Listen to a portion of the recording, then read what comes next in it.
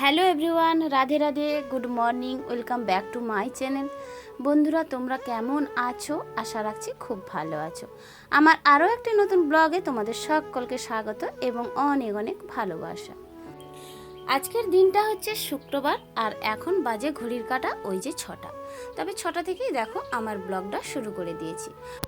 কেন কি অনেকটা তাড়াতাড়ি উঠেছিলাম আর তোমাদের দাদাভাইও অনেকটা তাড়াতাড়ি উঠে গিয়েছিল। আজকে হচ্ছে 25শে বৈশাখ আর ওই 25শে বৈশাখের কারণে স্কুলে প্রোগ্রাম থাকার কারণে তোমাদের দাদাভাইয়ের ওই যে মাইক নিয়ে গিয়েছিল আর ওখান থেকে মেশিন এমপ্লিবার সমস্ত কিছু নিয়ে যাওয়ার জন্য অনেকটা তাড়াতাড়ি ঘুম থেকে উঠে পড়েছিল। আর ওই কারণে তোমাদের দাদাভাইকে সর্বত্রা দিয়েই আমি সমস্ত কাজে হাত লাগিয়ে দিয়েছিলাম। তারপরে চলে যাওয়ার পরে আর কিছুটা কাজটা সেরে নিয়ে এখন চলে এসেছি ঘরের মধ্যে। মানে এখনও পর্যন্ত এ ঘর ছেড়ে আমি এখনও বেরোইনি। আর ভাবলাম দেখো ওই যে আমার যে আলনাটা আছে, শোকেস আলনা, এই আলনাটা কত ময়লা ধরেছে। আসলে মাটিটা নিচে মেঝেটা মাটি থাকার কারণে ধুলোবালি অনেকটাই পড়ে, আর যে কারণে ঝাঁট দেওয়ার পরে আসবাবপত্রে অনেকটাই ধুলোবালি পড়ে। আর এই দড়িটা দেখতে পাচ্ছ, আর এই যে দেখো আমার এই যে শোকেসটা না, এর বোতামটা নষ্ট হয়ে গিয়েছে। আর বুদ্ধি করে তোমাদের দাদাভাই দেখো একটা দড়ি খাটিয়ে দিয়েছে, আর ওই দড়িটা ধরেই আমি টানি, আবার ঠেলে দিলেই কিন্তু ওটা আটকে যায়। যাই হোক, ওই দিকে শোকেসটাকে মুছে নিয়ে এখন দেখো আমার এই যে তাকটাকে মুছে নিচ্ছি। আসলে এই আলনা তো আলনা না গো, এটা হচ্ছে আমার হচ্ছে কি বলবো, আর ওই যে বই রাখার তাক, বই কাগজপত্র খাতা সমস্ত কিছু কিন্তু ফাইল এই তাকের মধ্যে রেখে দিয়েছি। আর কি বলতো, বাড়ির মধ্যে রাখার অন্য কোনো জায়গা সেরকমই নেই। আর ওই কারণে বুদ্ধি করে তোমাদের দাদাভাই এই আলনাটার মধ্যে দুটো তাক করে দিয়েছে। ওপর তাকে একটা আছে, মাঝের তাক, আর নিচের তাক তো এমনিতেই আছে। ওটার মধ্যে অনেক জিনিসপত্র রাখি। তাই হালকা কিছু এই যে ঘরে পরা আমার ব্লাউজ আর এই যে আমার ড্রেস, এই যে কাজে যাওয়ার ড্রেসগুলো টুকটাক হাতের কাছে রাখার জন্যে আমি কিন্তু এখানে রেখে দিয়েছি। কেননা ওটা হচ্ছে ইঁদুরে যদি আমি পুরো প্যাক করে রাখি, ইঁদুরে কেটে দেওয়ার সম্ভাবনাটা খুব বেশি থেকে যায়। আর ওই কারণে হালকা করে দেখো একটু জায়গা ছেড়েও কিন্তু টুকটাক জিনিসটা রেখে দিয়েছি, যেটা আমার খুব প্রয়োজনীয় হাতের কাছে, রুমালটা থেকে শুরু করে ব্লাউজটা। যাই হোক, ওইদিকে আলনাটাকে ঝেড়ে নিয়ে দেখো আমি এবারে আমার তাকটাকে একটু ঝেড়ে নিচ্ছি। আর ওই তাকের মধ্যে কয়েকটা ডিবা রেখেছি, আচার রেখেছি, আর ওই যে একটা থালাও রেখেছি, এটাকেও আমি সুন্দর করে ঝেড়ে নিচ্ছি। ঘর থেকে বেরিয়ে গেলে আর এসব কাজ করতে একদম মনে থাকে না। আর ওই কারণেই চোখে নজরে যখনই যেটা মনে পড়ে তখনই সেই কাজটা সেরে নেওয়ার চেষ্টা করি। কেন কি বাইরে চলে গেলে, বাইরের মতো কাজে ব্যস্ততা হয়ে পড়লে আর এসবের করার মতো আর একদম মনেই থাকে না। যাই হোক বন্ধুরা, আজকের ভিডিওতে একটা কথা না বলে পারছি না। ভিডিওতে যদি কোনো নতুন বন্ধু হয়ে আমার ভিডিওটা এখন দেখো তো তোমাকে জানাই অনেক অনেক ধন্যবাদ গো। আর ভিডিওটা যদি তোমাদের কোনো অংশ ভালো লেগে থাকে তাহলে একটা সাবস্ক্রাইব করে আমার এই ছোট্ট পরিবারে এসে মিষ্টি সদস্য হয়ে গিয়েও, এটাই হচ্ছে আমার অনুরোধ। যাই হোক, ওইদিকে দেখো ঘরের কাজটা সেরে আমি কিন্তু দুয়ারটা চলে এসেছি।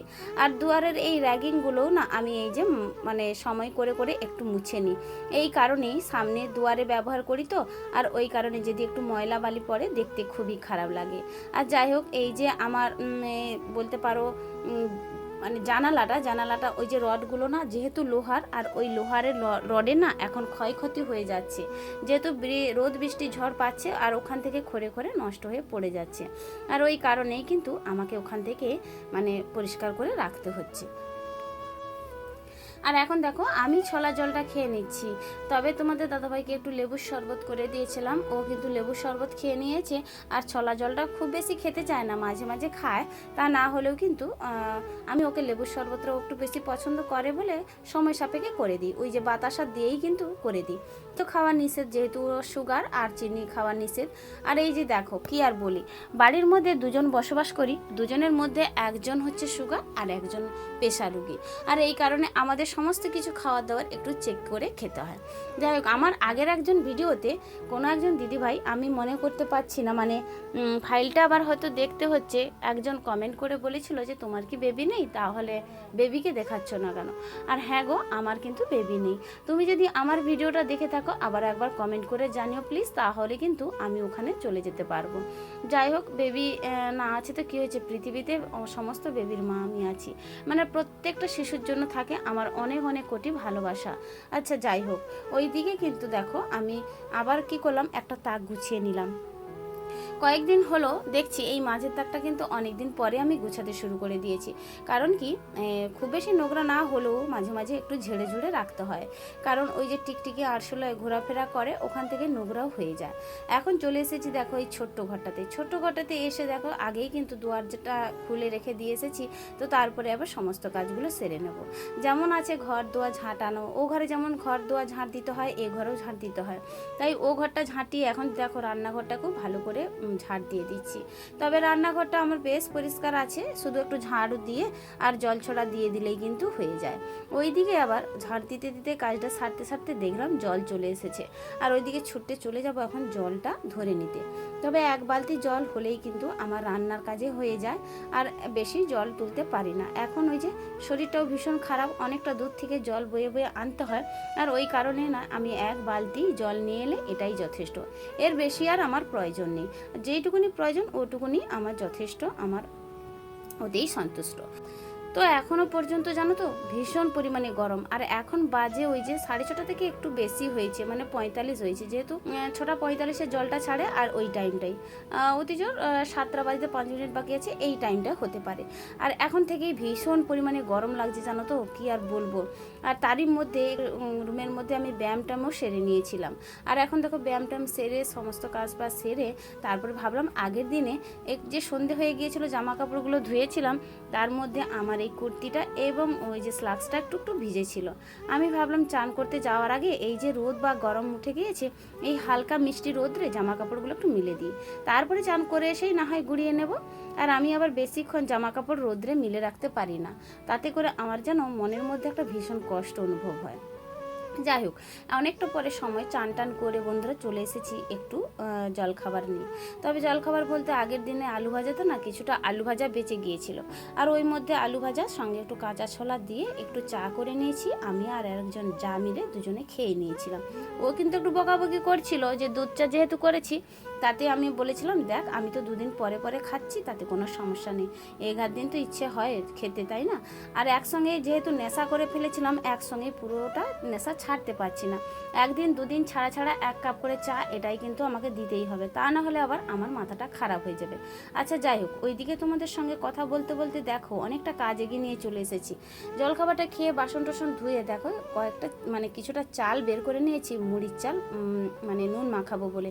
মুড়িটা বাড়ন্ত হয়ে যাচ্ছে, আর ওই কারণে ভাবলাম সময় থাকতে থাকতে যদি চালটা পা ছুঁড়ে নুন মাখিয়ে রোদে শুকনা করে দিতে পারি, তাহলে বাড়িতে আবার মুড়ি পৌঁছে যাবে। এই কারণেই একটু পরিশ্রম করে, শরীরটা এদিকে ভালো না, বইছে না শরীরটা, তা সত্ত্বেও দেখো চালগুলোকে পাজরাতে শুরু করে দিয়েছি। চাল পাজরানোর কিন্তু অভ্যাসটুকু আমার আগেও ছিল না, বাবার বাড়িতে একদমই চাষ ছিল না, চাষ ছিল কোনো কিছু মানে কাজই করতাম না, আর এখন দেখো সমস্ত কিছুতেই আমি অভ্যস্ত হয়ে গিয়েছি। ওই যে বলে না ঠেকায় না পড়লে বিলার গাছে ওঠায় না, আর তাছাড়া আমরা যে দেশে যাই সে দেশের ফল অবশ্যই খেয়ে সেটাকে আমরা হজম করে নিতে পারি। আর এই কারণেই কিন্তু আমরা দেখো যেখানেই যাচ্ছি সেখানেই কিন্তু মানিয়ে নিয়ে সমস্ত কাজকর্ম সংসারপাতি গুছিয়ে করে নিতে পারছি। যাই হোক চলো, আগের দিনের ভিডিওতে যে সকল সুন্দর সুন্দর বনু এবং দিদিভাইরা কমেন্ট করেছো তাদের উত্তরগুলো একটু দিয়ে দিই। সুনিতা বনু কমেন্ট করেছো, খুব ভালো লাগলো দিদিভাই, তোমাকে থাকলো আমার তরফ থেকে অনেক অনেক ভালোবাসা, খুবই ভালো লাগলো, খুব সুন্দর ভিডিও। ঋতুপর্ণা নাগ বনু তুমিও কমেন্ট করেছো। মেঘনা দিদিভাই কমেন্ট করেছো, লাইক দিয়ে পুরো ভিডিওটা দেখে নিলাম, খুব সুন্দর। দিদিভাই তোমাকে জানাই অনেক অনেক ধন্যবাদ একটা কমেন্ট করার জন্য। সোমা দিদিভাই তো রোজই আছে, রোজই কমেন্ট করেছো। তো যাই হোক, তোমাদের সবাইকে জানাই অনেক অনেক ভালোবাসা এবং অনেক অনেক ধন্যবাদ আমার তরফ থেকে। ওইদিকে দেখো আমি কিন্তু প্রায় চালটা পাজরানোর শেষের পথে শুরু করে দিয়েছি, মানে আমার চাল পাজরানোটা শেষই হয়ে গিয়েছে। তবে এই জিনিসটা কি বলতো, এইটা হচ্ছে প্রথম আমি খাবো আর প্রথম রান্না করব, এইটাকে বলা হয় ষাঁড় কচু। তবে ষাঁড় কচুটা দেখো তোমরা যারা শহরে বসবাস করো তারা কিন্তু অবশ্যই খেয়ে থাকো, তবে গ্রাম্য পরিবেশে কিন্তু আমরা বাস করেও এই জিনিসটা খাওয়াটা খুব একটা অভ্যস্ত নই, কারণ এগুলোকে কিনে অনেকেই খায়, কিন্তু আমরা বাড়িতেই কিন্তু কাছাকাছি হয়ে থাকা আমরা কিন্তু খাই না ওই যে ভয়ে। যাই হোক, আজকে কিন্তু এটা নিয়ে এসেছি, তবে এই কচুটা কিন্তু কেনা, এটাকে ষাঁড় বলা হয়। তবে এখান থেকে না আমার বড় যা একটু দিয়েছিল, বলেছিল নাকি খুব সুন্দর খেতে। তবে পদ্ধতিটাও আমি জেনে নিয়েছিলাম কিভাবে পদ্ধতি নিয়ে এই সারকচুটা রান্না করতে হয়। তবে দেখো পদ্ধতি বলতে ওই যে ভালো করে কেটে ধুয়ে এনে একে নাকি ভালো করে সিদ্ধ করতে হয়। তাই আজকে দেখো সেদ্ধটা বসিয়ে দিয়েছি, একটু নুন দিয়ে সমস্ত ভালো করে একটু নাড়াচাড়া করে একটু সেদ্ধ করে নিয়েছিলাম। ভালো করে সেদ্ধ করে নেওয়ার পরে জলটা ঝরিয়ে নিয়েছিলাম। তারপরে আমরা যেহেতু জিরা এবং আদা দিয়েই রান্না করি, ধনিয়া পোস্ত তাছাড়া তিল এইসব আর কি নিরামিষই, ওইদিকে আমি আজকে দিয়েছিলাম আদা এবং জিরা এবং লঙ্কা বাটা। আর দেখো সিদ্ধ করে নেওয়ার পরে ভালো করে জলটা ঝরিয়ে নিয়েছি। আর এখন তেল দিয়েছি, তেলের উপরে কিছুটা আমি নুন দিয়ে দেবো এই কারণেই যখন আমি মশলাটা কষবো সমস্ত কড়া থেকে শুরু করে আর উনুন টুনুন একদম কিন্তু তেল ছিটকে ছিটকে পড়ে যায়। আর ওই কারণে এই নিয়মটা দেখো একটু নুন দিয়ে দিয়েছি, তারপরে কয়েকটা টমেটো কেটে রেখে দিয়েছিলাম, ওই টমেটোটাকে ভালো করে নাড়াচাড়া করে নিচ্ছি।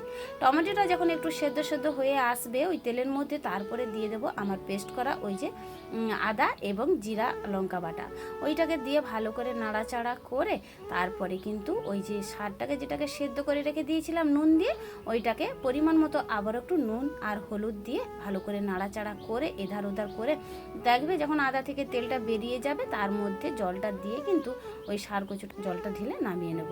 এর মধ্যে দেখো তোমাদের সঙ্গে কথা বলতে বলতে আমার মশলাটা প্রায় কষার মধ্যে হয়ে গিয়েছে আর এখন জলটা ঢেলে দিয়েছি। তবে অনেকটা মশলা কষে গিয়েছে আর এর মধ্যে দিয়ে দিচ্ছি ওই যে আলু এবং কচুটা সেদ্ধ করা, সেটাকে দিয়ে ভালো করে নাড়াচাড়া করে জল ঢেলে দিচ্ছি। যাই হোক আজকে কিন্তু এই যে নতুন রেসিপি নতুন খেলাম, আর হ্যাঁ পরে কিন্তু খেয়েছিলাম ভীষণ পরিমাণে ভালো লাগছিল গো আমার। তবে তোমাদের দাদাভাই একটু বলেছিল কেমন কেমন, তবে খেয়েছিল, একদম যে খায়নি তা না, খেয়েছিল। আর তার সঙ্গে সঙ্গে আমি বেশ ভালো খেয়েছিলাম। আমারও আরও একজন যাকে দিয়েছিলাম সেও বলেছিল বেশ ভালো লেগেছিল। যাই হোক ওইদিকে দেখো সবজিটা রান্না হয়ে গেল, তারপরে বসিয়ে দেবো একটু ডাল আর করে নেবো একটু টক ডাল।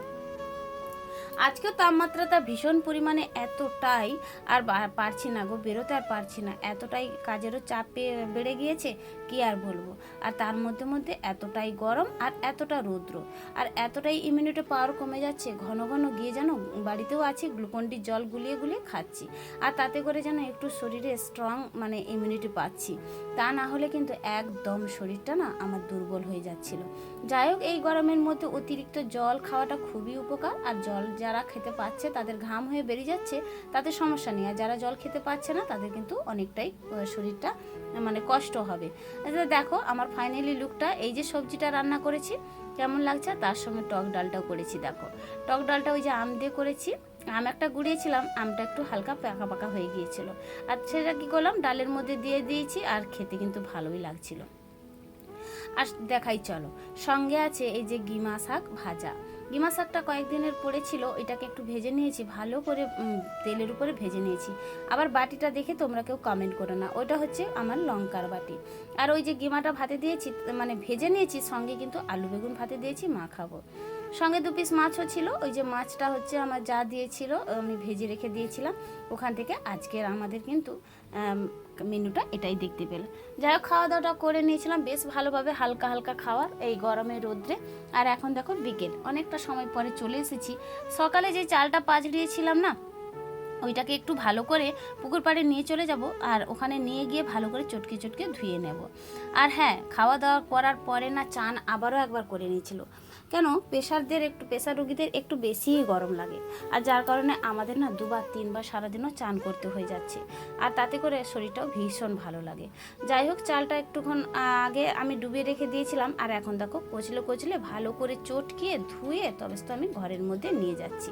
তা না হলে ব্যাগ ছাড়া কিন্তু অন্যান্য কোনো গামলা বা বালতিতে করে ধুলে না কষ্ট হয়। আর এইরকমই একটা লাইলেন ব্যাগ থাকলে তাতে করে চাল দিয়ে ভালো করে পুকুর পাড়ে কচলে ধুয়ে নিলে চাল থেকে সমস্ত ময়লাগুলো চলে যায়। যাই হোক চলো এখন চালটা ধুয়ে নিয়ে কিন্তু ওখানে চলে যাচ্ছি, নুনটা মাখিয়ে দেব। ভিডিওর এই পর্যায়ে এসে আবারও একবার জানাই তোমাদের অনেক অনেক ধন্যবাদ যারা যারা ভিডিওটা এখনো পর্যন্ত দেখছো। আর একটা কথা বলি, তোমাদের যদি ভালো লেগে থাকে আবারও একবার বলছি, আমার ছোট্ট পরিবারে এসে মিষ্টি সদস্য হওয়ার অনুরোধটা থাকলো। চলো নুনটা এখন মাখিয়ে দিই। চালে নুন মাখানো বলতে আগে যে নুন মাখিয়েছিলাম না, ভীষণ পরিমাণে নুন হয়ে গিয়েছিল, আর তোমাদের দাদাভাই খেতে পাচ্ছিল না, বলছিল নুন হয়ে গিয়েছে, তাই ভাবছি এবার একটু নুনটা কমিয়ে দেবো। আর নুন খাওয়া তো একদম মানে ক্ষতিকারক আমাদের, আর ওই কারণে নুনটা কমিয়ে দেবো। দেখা যাক কতটা পরিমাণে নুনটা কম দিতে পারলাম। তবে আমার যেন মনে হচ্ছে নুনটা আবারও বেশি পড়ে গিয়েছে। নুনের হাতটা আমার বরাবরই যেন সব সময়ের জন্য বেশি। আর আজকে তাহলে চালে নুন মাখানা থেকে ভিডিওটা এন্ড করে দিচ্ছি। আবারও দেখা আছে আগামীকাল নতুন একটা ভিডিওর সাথে তোমাদের সঙ্গে। ততক্ষণ তোমরা সুস্থ থেকো, ভালো থেকো এবং এইভাবেই পাশে থেকো সারাটা জীবন। রাধে রাধে।